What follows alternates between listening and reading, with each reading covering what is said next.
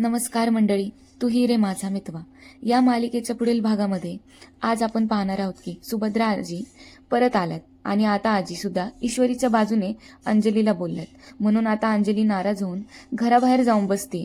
तेवढ्यात आता राकेश तिथे दबक्या पावलांनी येतो आणि अंजली त्याला पाहते आणि त्याच्या जवळ जाऊन त्याला घरात सगळा झालेला प्रकार सांगून टाकते.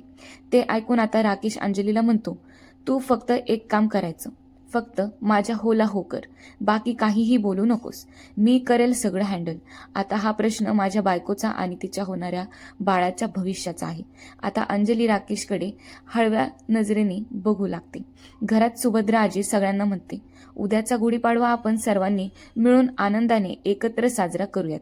काहीही झालं तरी मी हे घर तुटू देणार नाहीये. पण तेवढ्यात आता अंजली राकेशला घेऊन घरात येते आणि आजीला मोठ्याने आवाज देते. काळजीने अर्णव, ईश्वरी, आजी अंजलीचा आवाज ऐकून बाहेर येतात. पण आता राकेश काय बोलणार आहे हे मात्र आता पुढच्या भागात आपल्याला समजेल.